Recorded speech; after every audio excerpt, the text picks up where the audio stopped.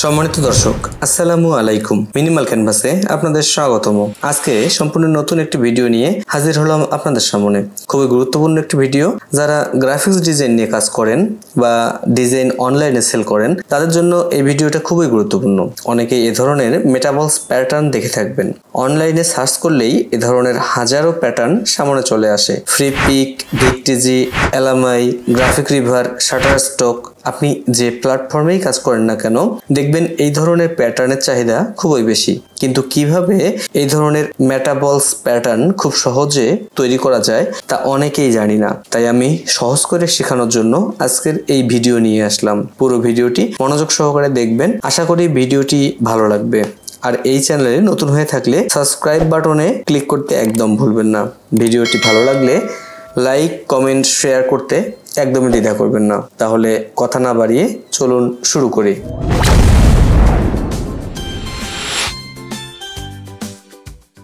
প্রথমে ইলাস্ট্রেটর সফটওয়্যারে এসে ক্রিয়েট নিউ-এ ক্লিক করে একটি আর্টবোর্ড নেই। আমি এখানে 2000 পিক্সেলের একটা আর্টবোর্ড সিলেক্ট করে ক্রিয়েটে ক্লিক করলাম। আমার এখানে একটা আর্টবোর্ড চলে আসলো।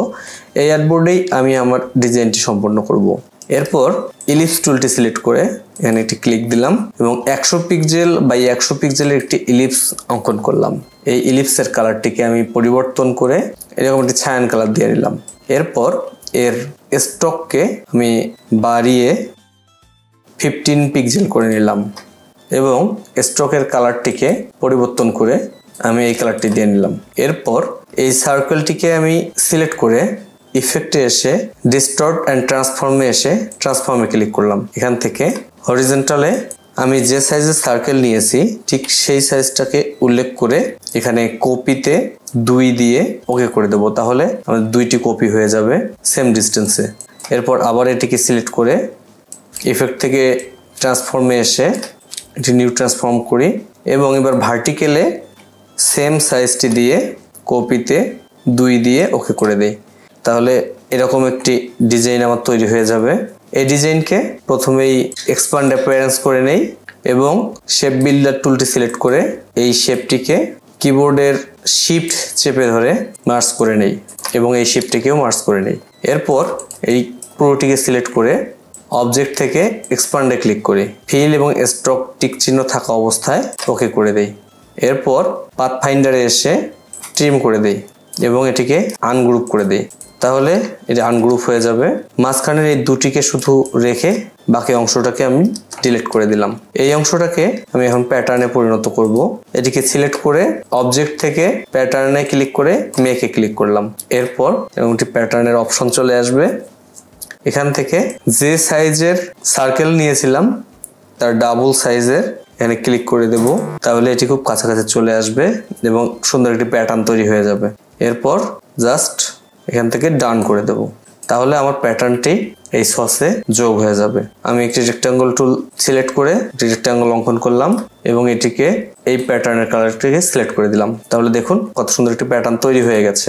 এখন এই প্যাটার্নের কালারকে কিভাবে পরিবর্তন করবেন সেটা দেখাচ্ছি। প্যাটার্নটা এভাবে থাকা অবস্থায় প্যাটার্নের যদি ডাবল ক্লিক করেন আবার প্যাটার্নের এই অপশনটি ওপেন হবে। এবার ডাইরেক্ট সিলেকশন টুল সিলেক্ট করে যে কোনো একটিকে যদি আপনি সিলেক্ট করে তার কালারকে পরিবর্তন করে দেন তাহলে দেখতেই পাচ্ছেন এটা কালার পরিবর্তন হয়ে যাচ্ছে। এরপর আবার ডান করে দিলে দেখুন কালার পরিবর্তন হয়ে গেছে। এছাড়াও যদি আমরা র্যান্ডম কালার চাই তাহলে এই প্যাটার্নটিকে র্যান্ডম কালার করার জন্য অবজেক্ট থেকে এক্সপ্যান্ড করে নেব। এটি ফিলে পরিণত হয়ে গেছে। এরপর এটিকে আনগ্রুপ করে রিলিজ ক্লিপিং মাস্ক করে দেব। এখানে যে বর্ডারটি দেখা যাচ্ছে এই বক্সটিকে সিলেক্ট করে সিলেক্ট থেকে সেমে ক্লিক করে সেম ফিল কালার করে দেব। তাহলে সবগুলো বক্স সিলেক্ট হয়ে যাবে এবং ডিলিট করে দেব। তাহলে সবগুলো শেপ আলাদা করে আমি সিলেক্ট করতে পারবো। এবার এটির কালারকে আমি পরিবর্তন করব। যে ধরনের কালার আমি দিতে চাই সেই কালারগুলিকে আমি সিলেক্ট করে এটিকেও সিলেক্ট করে সেই কালারটিকে সিলেক্ট করে ফাইলে এসে স্ক্রিপ্টে চলে যাব। স্ক্রিপ্ট থেকে র্যান্ডমাস স্ক্রিপ্টটি সিলেক্ট করে নেব এবং এখান থেকে ফিল সস করে দেব। যদি এই র্যান্ডমাস স্ক্রিপ্টটি আপনার ইলাস্ট্রেটরে না থেকে থাকে তাহলে অনলাইনে সার্চ করলেই এ ধরনের স্ক্রিপ্ট পেয়ে যাবেন। ডাউনলোড করে আপনারা এই স্ক্রিপ্ট ব্যবহার করতে পারবেন। দেখুন র্যান্ডমলি সবগুলো কালার চেঞ্জ হয়ে গেছে। এরপর এই আর্টবোর্ডের সমান করে আমি একটি রেক্ট্যাঙ্গল অঙ্কন করে নিলাম এবং এটিকে ক্লিপিং মাস্ক করে দিলাম, তাহলে আমার বাইরের অংশটি চলে গেল। আশা করি আজকের ভিডিওটি আপনাদের ভালো লেগেছে। যদি ভালো লেগে থাকে লাইক কমেন্ট করতে একদমই ভুলবেন না, আর এই চ্যানেলে নতুন হয়ে থাকলে চ্যানেলটিকে সাবস্ক্রাইব করে দেবেন। সম্পূর্ণ ভিডিওটি মনোযোগ সহকারে দেখার জন্য ধন্যবাদ। আল্লাহ হাফেজ।